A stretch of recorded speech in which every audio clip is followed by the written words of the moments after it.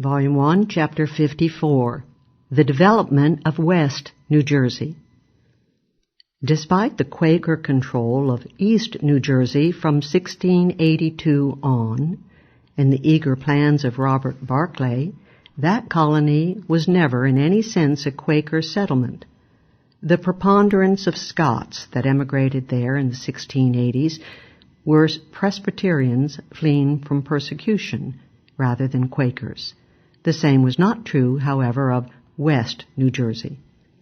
West New Jersey was far more sparsely populated in the 1670s than its sister colony.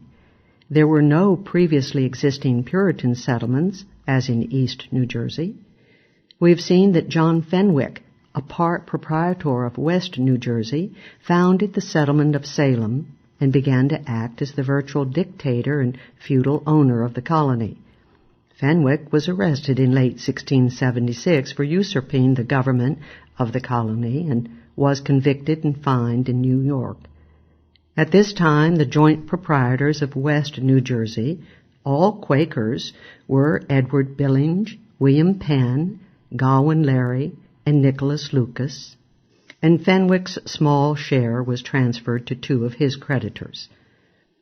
In March 1677, the proprietors issued the Concessions and Agreements, a document written largely by Edward Billinge, who was assisted by William Penn. It was signed by all the proprietors and freeholders of the colony. The Concessions and Agreements established a frame of government for West New Jersey. This was a highly liberal document, especially for a proprietary decree, that guaranteed no taxation save by consent of the people. We put the power in the people. A representative assembly, trial by jury, full religious liberty, no persons to be called into question or molested for conscience under any pretext whatever, and no imprisonment for debt. Penn in 1675 had urged the liberal program of civil freedom, liberty of conscience, and trial by jury. But the veteran libertarian here was Edward Billinge. In 1659, Billinge, in A Mite of Affection, had called for, among other liberal demands, freedom for all Christians, no coercion in religious matters, no imprisonment for debt, or execution for theft. Billinge's views were in turn deeply influenced by the libertarian leveller movement, which had earlier been prominent during England's Civil War. Another remarkable feature of the Concessions and Agreements was that, in keeping with the levellers and Billinge's hostility to feudalism, it reserved virtually no governmental powers to the proprietors. This was a refreshing contrast to the usual practice of grabbing as much power as was feasible. The West New Jersey Assembly was to be elected by all freeholders by the unusual institution of secret ballot, and was to be empowered to create courts and levy taxes. All legislation required a 2/3 vote of the Assembly, thus assuring a greater consensus for legislation than under mere majority rule.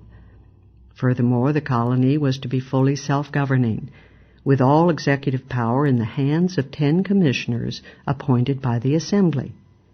Judges and constables were to be elected by popular vote rather than appointed.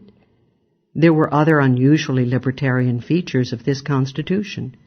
Except for treason, felony, and murder, the plaintiff had full power to forgive, pardon, or remit punishment, thus placing the decision to prosecute and punish for a crime in the hands of the original victim, rather than in the remotely concerned government.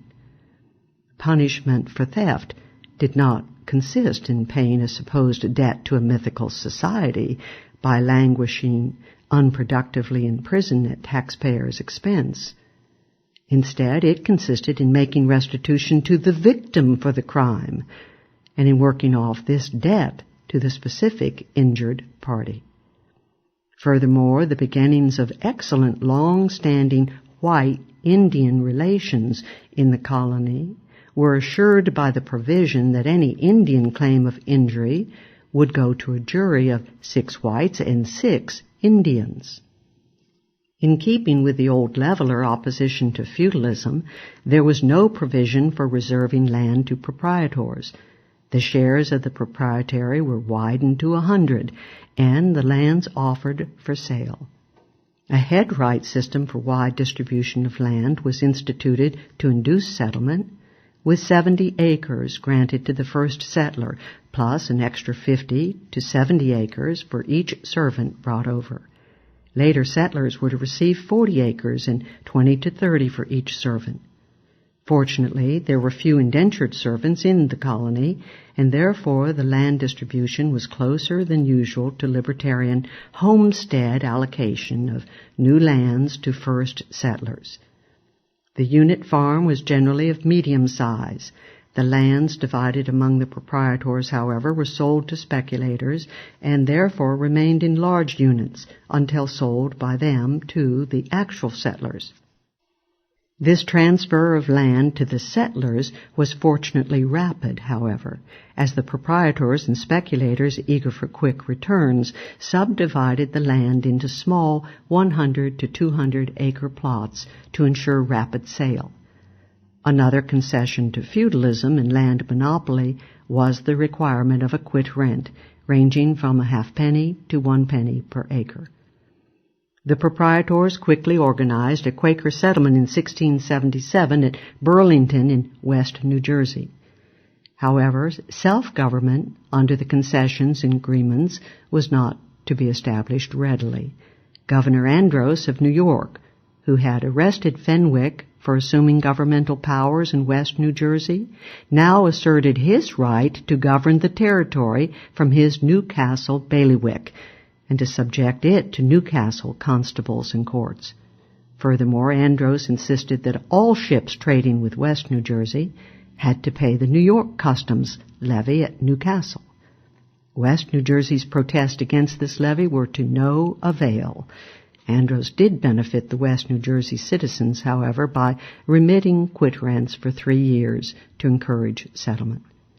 But even as Governor Andros was imposing his rule over West New Jersey, John Fenwick in 1678 began to make trouble again. For his own purposes, he protested Andros's rule and grandiosely threatened to dispossess any West New Jerseyan paying a tax to Newcastle and Andros. By 1683, the rather remote Fenwick threat to the colony was ended, as his proprietary shares were deeded to William Penn. As noted in late 1680, the Duke of York, beset by political troubles at home, ended the Andros threat to the Jerseys by recalling the New York governor and positively reaffirming the proprietary rule of the East and West Jersey. For West Jersey, this confirmation, of course, included the right to trade without paying the hated customs duties to Newcastle. The Duke also was influenced in his decision by the desire at this time to placate powerful friends like William Penn. Despite Andros's rule, the West Jersey Quakers had already been able to rule themselves in remarkably libertarian ways. For example, the settlers found that they had little need for courts. The Quakers settled their disputes out of court, voluntarily, through informal mediators. This simple, direct, peaceful, rapid, highly efficient, and purely voluntary method of settling disputes was embodied in the phrase Jersey justice, which stemmed from Thomas Olive's practice of mediating disputes while plowing in the fields. Thus, in the entire year of 1680, there were only 2 or 3 court actions in the whole colony.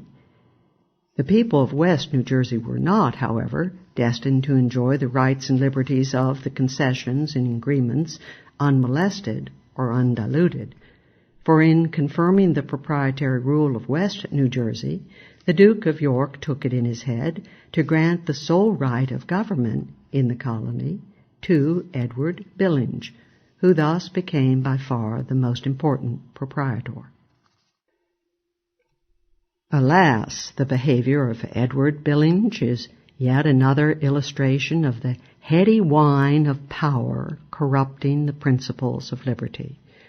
For no sooner did Billinge obtain the sole right to govern than he brazenly proclaimed himself governor of West New Jersey, thus repudiating the essence of his own libertarian concessions. Billinge appointed Samuel Jennings as deputy governor. Jennings would be his resident agent. Thus, when the Democratic General Assembly of West New Jersey first met in late 1681, a cloud hung over it. The promise of self-government was now much diluted by a proprietary governor. Elected Speaker of the Assembly was the highly popular Thomas Olive. Girded for action, the Assembly induced Jennings to agree to 10 fundamental propositions, which in essence reconfirmed the rights and liberties of the beloved concessions and agreements. The propositions included these guarantees: yearly assemblies, no laws instituted by the deputy governor alone, no dissolution of the Assembly by the governor, the sole right of the Assembly to raise taxes and armies and to declare war, election of all public officers by the Assembly for 1 year rather than appointment by the governor, all taxes to last for only 1 year, and religious freedom for all. Even those principles of criminal law emphasizing restitution to the victim of theft were reinstituted. And indicative of the liberalism of Jennings and Billinge, Jennings agreed to these provisions without consulting the governor. With Jennings and the Assembly working harmoniously, no feudal manors were erected in West New Jersey. A 500-acre maximum of land grants discouraged the arbitrary accumulation of large estates, and the competition for settlers led the government to make the quit rents negligible. The consequence of West New Jersey land policy then was an approach toward the libertarian homesteading principle, with land being sold at the relatively cheap rate of 5 to 10 pounds per 100 acres. A struggle now ensued between the angered Edward Billinge, who refused to recognize the agreement, and the people of West New Jersey, led now by Samuel Jennings, who was in thorough accord with the liberties granted in the original concessions. Finally, in 1683, on hearing rumors that Billinge was coming to Jersey to take the reins of command personally, West New Jersey revolted. The Assembly elected Jennings as governor and elected a council to help him. The colony was now totally self-governing. The Assembly then reproclaimed the original concessions as the colony's fundamental law, with this addition: it provided for amendments to the concessions by a 6/7 vote of the Assembly. No amendment was to be permitted to weaken liberty of conscience, procedural protections such as the laws of evidence in trials or guarantees of trial by jury.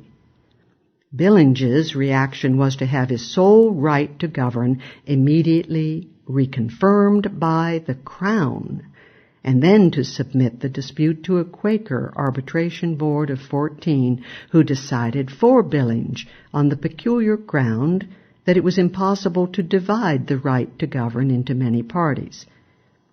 Billinge then appointed John Skene as deputy governor. In late 1685, Skene formally took over the government and fired most of the magistrates. The Assembly, however, overwhelmingly rejected a new charter proposed by Billinge. By now, Edward Billinge was not only the sole governor, but also the largest proprietor of West New Jersey, holding 20 shares of the more than 100. During 1687, the resident proprietors of the colony, like their counterparts in East New Jersey, established a council of proprietors of West New Jersey to decide on use and disposal of proprietary lands. Before his death at the turn of 1687, Billinge sold all of his rights to Dr. Daniel Cox, the English court physician and non-Quaker who announced his repudiation of the concessions.